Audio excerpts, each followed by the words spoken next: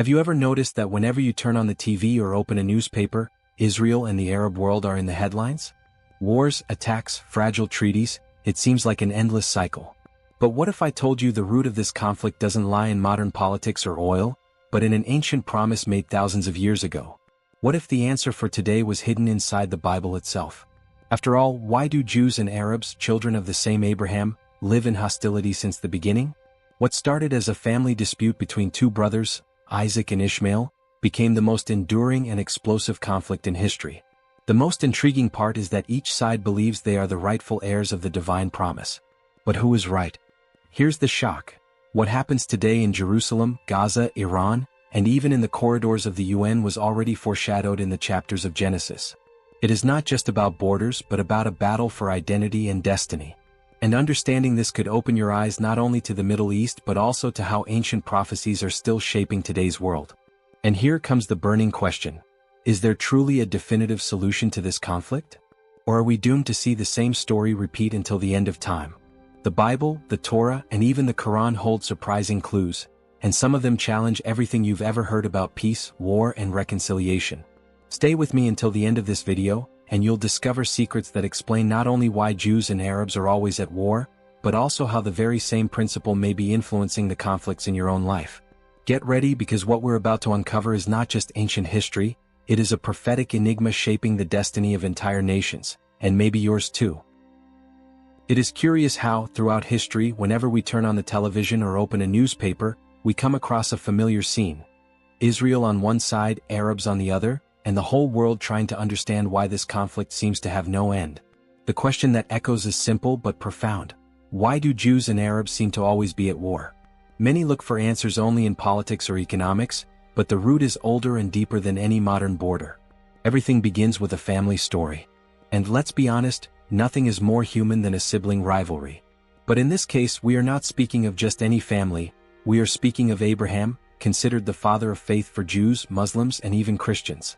His two sons, Isaac and Ishmael, still carry the weight of a promise and of an inheritance that changed the course of humanity. That is where everything begins to intertwine. When we look at Isaac, we see the origin of the Jewish people, linked to the covenant of promise. Ishmael, on the other hand, becomes the patriarch of the Arabs, revered in Islam as a direct ancestor of Muhammad. What is fascinating is that although they share the same father, they grew under different mothers and destinies traced by both divine and human choices. And that initial contrast lit a flame that has never been extinguished. Many believe the conflict is only about territory, oil, or modern politics. But if that were all, it would have been solved long ago, as so many other disputes in history have been.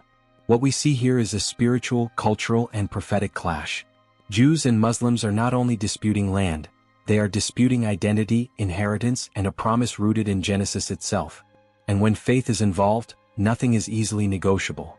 That is why, to truly understand this conflict, we must go back to the patriarchs.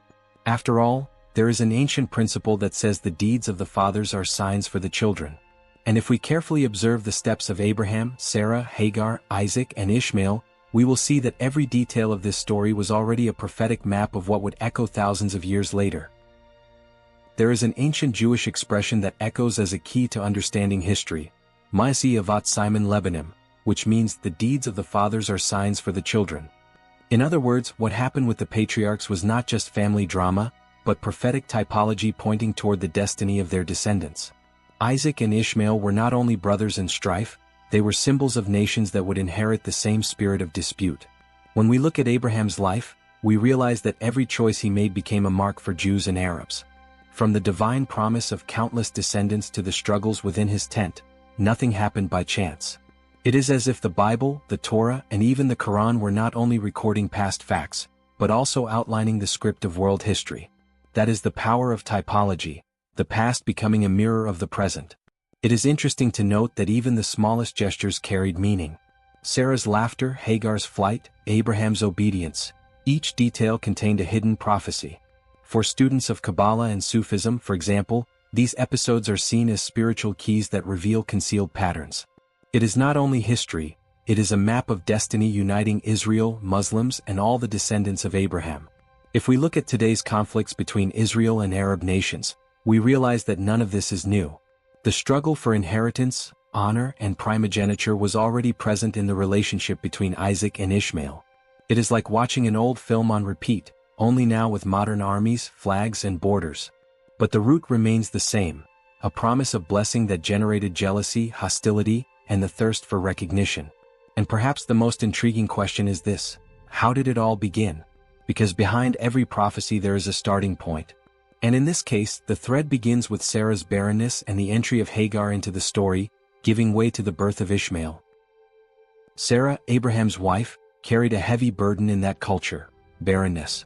In an age when having descendants was synonymous with honor and future, not being able to conceive was seen almost as a curse.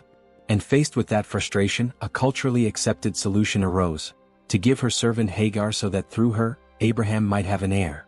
It was a practical decision, but one loaded with spiritual consequences. Hagar, an Egyptian, enters the scene as a substitute mother. The practice of a concubine bearing children in the name of her mistress was common in the ancient East, but in Abraham's case, it created an eternal division. Ishmael is born of this arrangement, and his very name carries prophetic weight: God hears.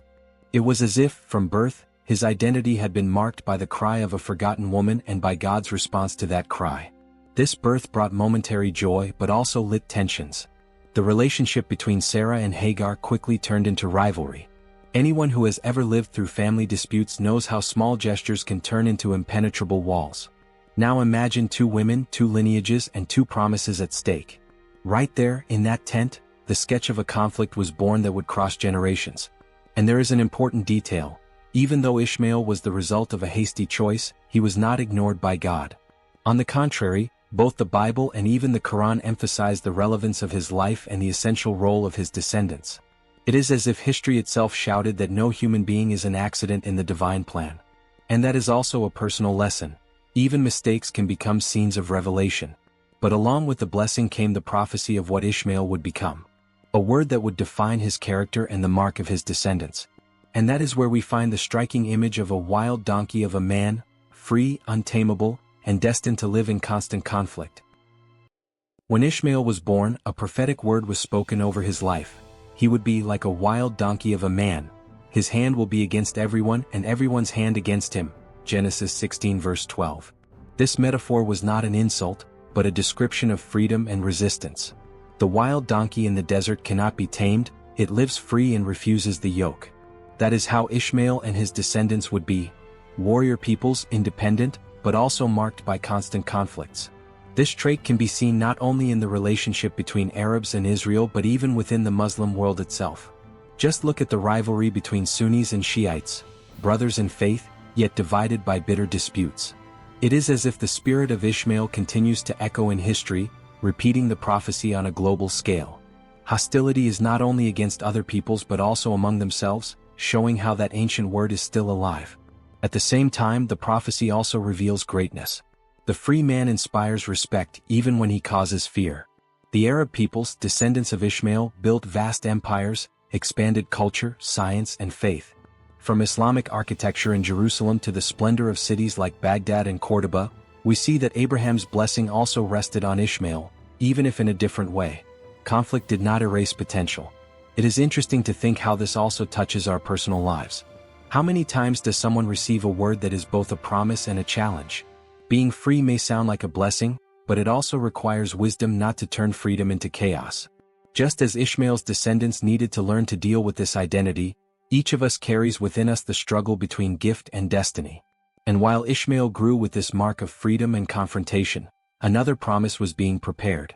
God had not forgotten Sarah, nor the covenant made with Abraham. The story would not end with Ishmael, because soon the miraculous birth of Isaac would completely change the course of this narrative. Time passed, and when everything seemed lost, the divine announcement came. Sarah, already elderly, would have a son. God's promise seemed impossible to human eyes. Who wouldn't laugh at something like that? And indeed, Sarah laughed, not out of disrespect, but out of the natural disbelief of someone who had already lost hope. That laugh, however, would become a sign, for Isaac's name means he laughs. This birth was a turning point. While Ishmael represented the human effort to fulfill the promise, Isaac represented the supernatural fulfillment of the covenant. Here we see a clear typology: on one side human attempt, on the other, divine intervention. It is no wonder that the Bible, the Torah, and even later writings always exalt the birth of Isaac as undeniable proof that the promise does not depend on man's strength, but on God's faithfulness. At Isaac's weaning feast, however, the spark of a new tension arose. Ishmael, already older, mocked his younger brother. That seemingly simple act carried enormous weight. In ancient cultures, mocking meant dishonoring, despising, and even challenging the other's right. What appeared to be just a game between brothers became a prophetic symbol of the hostility that would last for centuries. This episode shows how small details can alter destinies. Who has not lived through situations where a misplaced word, a look of disdain, opened wounds that lasted for years? That is what happened at that feast. While everyone celebrated the promise, the shadow of rivalry had already manifested itself, preparing the scene for the definitive separation between Sarah, Hagar, Isaac, and Ishmael.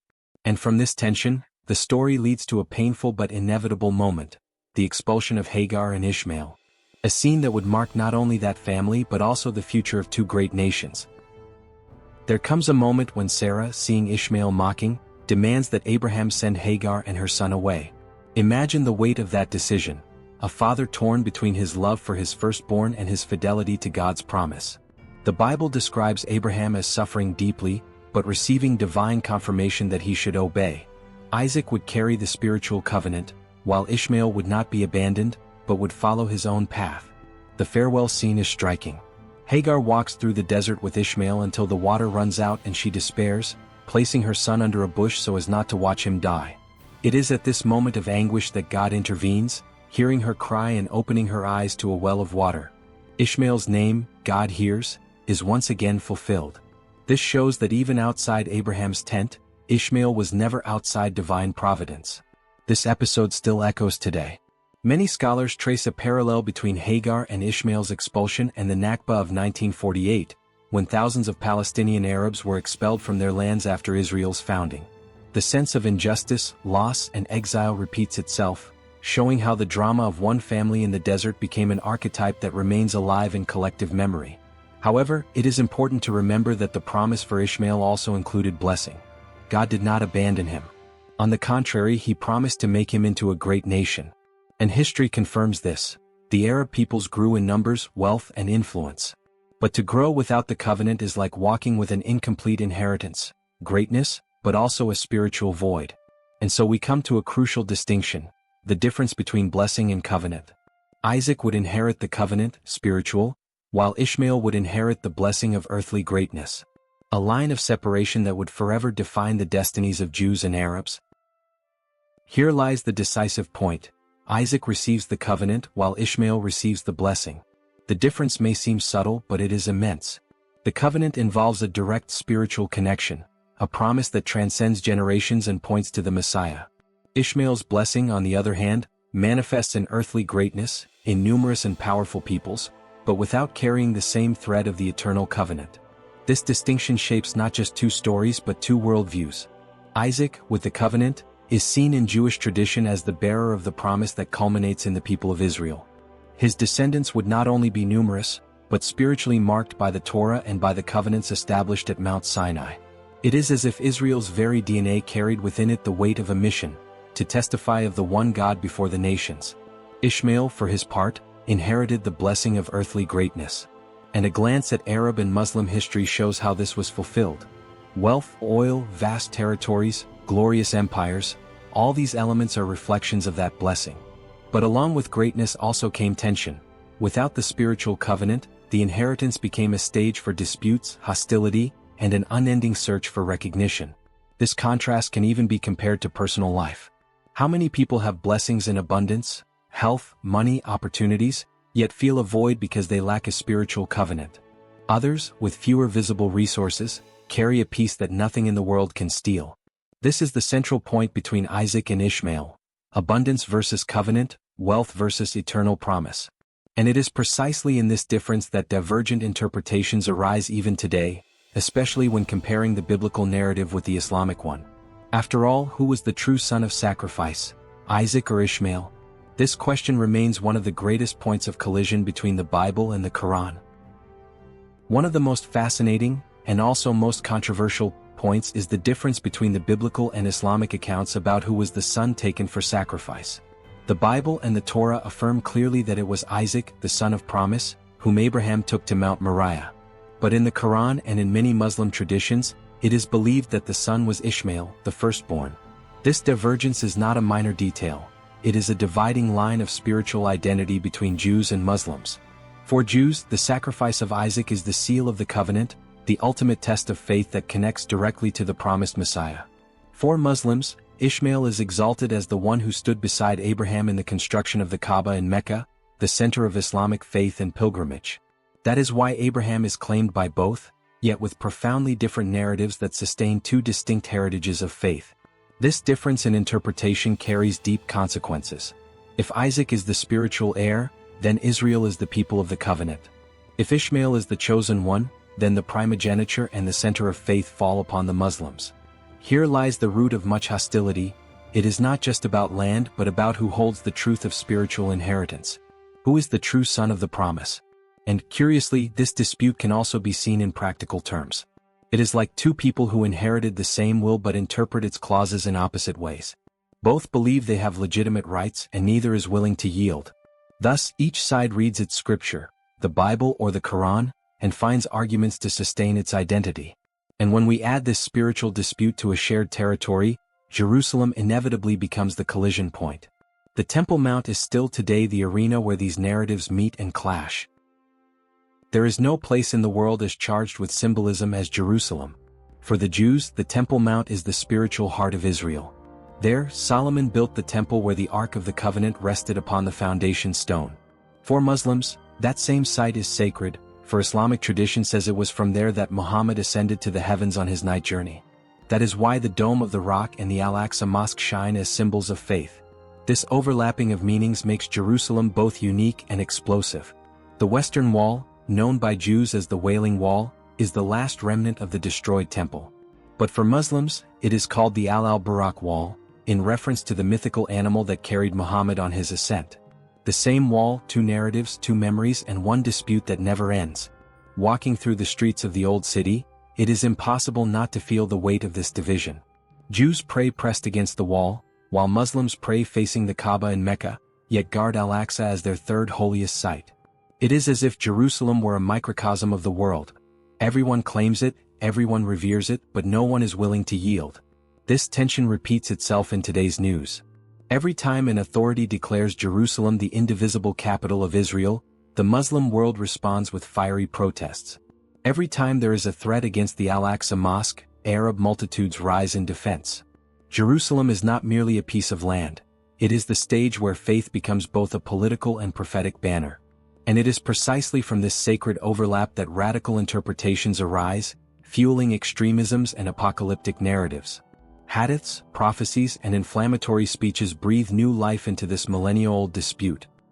When we talk about Jerusalem and the rivalry between Israel and the Muslim world, we cannot ignore the weight of extremism. Many groups, like Hamas or certain Iranian leaders, use apocalyptic hadiths to legitimize hostility against the Jews. One well-known example is the prophecy about the boxthorn tree, which says that at the end of times even nature will expose the enemies of Israel. This type of narrative provides fuel for wars fought in the name of faith. It is curious how the same religion can generate such different paths. Islam in its essence also speaks of peace, mercy, and submission to God. But in the hands of radical leaders, the texts are reinterpreted as declarations of war. Likewise, within Judaism, some strands view the conflict as the inevitable fulfillment of apocalyptic prophecies and Kabbalah. The result is a clash of interpretations that keeps hostility burning. These extremisms do not remain only in the religious field. They shape political and military decisions. How many times have we seen attacks, fiery speeches, and wars justified by an apocalyptic reading? What should be a message of hope for reconciliation ends up becoming justification for destruction. It is as if prophecy were used not to guide peace, but to wield the sword. And here lies a practical lesson. When sacred texts are used to promote hatred, they lose their essence. The same can happen in personal life. How many times do people use words, advice, or even passages from the Bible or the Quran to justify actions that hurt others? The problem is not in the text but in the heart that interprets it. Spirituality without love becomes a weapon. But amid this scenario of radicalism, the Bible itself gives us a surprising glimpse. The moment when Isaac and Ishmael appear together once again, not as enemies, but united in an act of respect. A sign that reconciliation is not impossible. Amid so many disputes and wounds, there is a detail almost hidden in the biblical text that shines like a beacon of hope. In Genesis 25 verse 9, Isaac and Ishmael appear together to bury Abraham.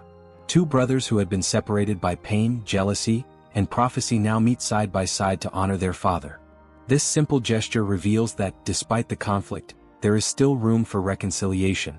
The rabbis interpret this episode as the moment when Ishmael recognized Isaac's primacy. For Judaism, this recognition carries spiritual weight. It shows that, in the end, the promise prevails. For Muslims, however, the very fact that Ishmael was present already proves his dignity and the respect he held. Once again, a single verse opens space for different readings, yet both carry a tone of reconciliation. This encounter also teaches us about practical life. How many families remain divided by old quarrels, by inheritances, harsh words, or unresolved resentments?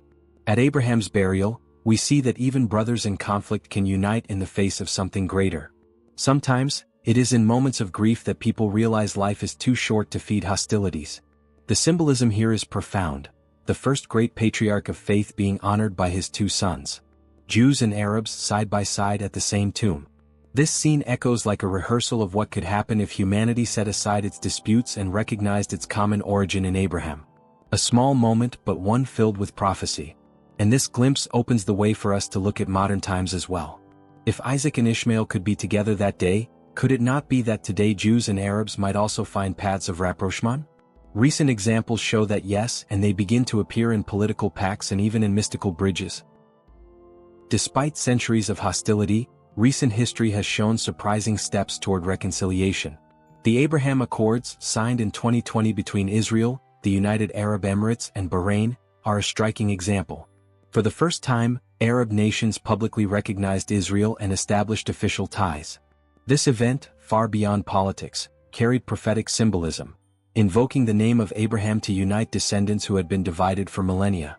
These treaties reminded the world that Jews and Arabs share the same patriarch. The message was clear: we are children of the same Father. And even though many nations still resist normalization, the fact that such agreements exist proves that reconciliation is not an unattainable dream. On the contrary, the promise of unity continues to manifest itself in small but powerful gestures. But rapprochement is not only political. There are also mystical bridges that connect Jews and Muslims. Kabbalah within Judaism emphasizes the light that unites opposites. Sufism within Islam speaks of love as the divine path.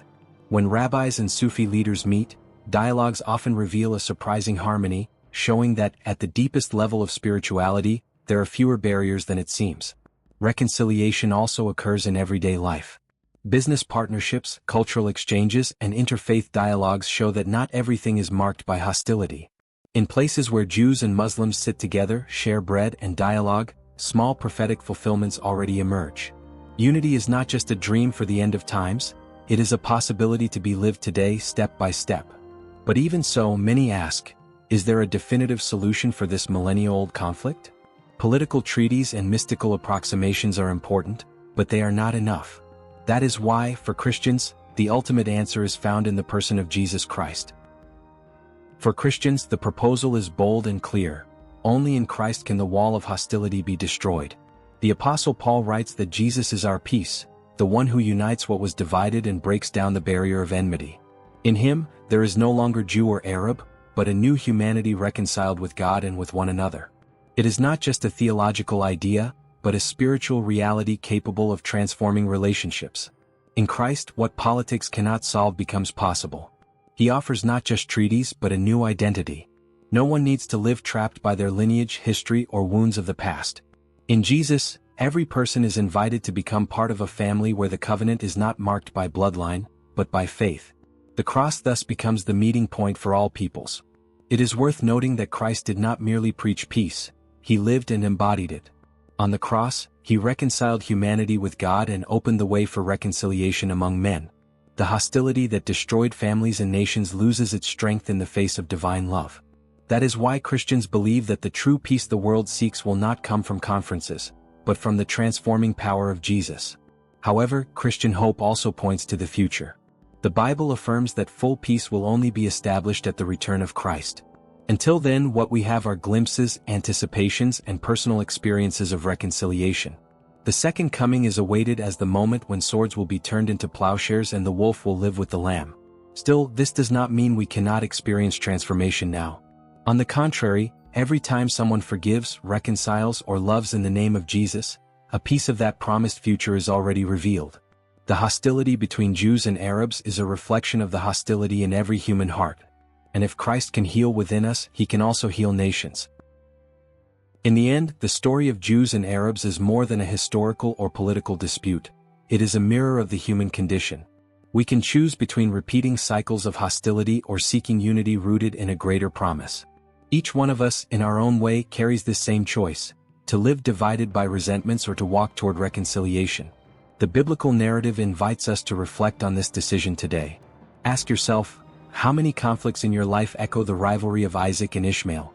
How many times have promises, inheritances, or misunderstandings generated walls that seem impossible to break down? The truth is that every reconciliation begins with a personal decision. Peace between nations is complex, but peace in the heart begins with simple choices, like forgiving, listening, or extending a hand. This is the great challenge and also the great opportunity. Just as Isaac and Ishmael appeared together at Abraham's tomb, you too can choose moments of unity in the midst of pain. Every step toward reconciliation is a prophetic sign that peace is possible. And if it is possible within one family, it can also extend to peoples and nations. But, of course, everything depends on the path we decide to take. Will we continue to feed divisions as if condemned to eternal conflict? Or will we have the courage to seek unity, even when it seems unlikely? The Bible points to reconciliation as the greatest gift we can embrace, both in personal life and in the destiny of peoples. So here's my invitation. Reflect deeply on what you've heard today, and allow this message to change not only your vision of history but also your own life. And if you want to continue exploring truths that connect the Bible with the great questions of our time, subscribe to the channel and activate the notifications. There are still many secrets to be revealed, and you won't want to miss them.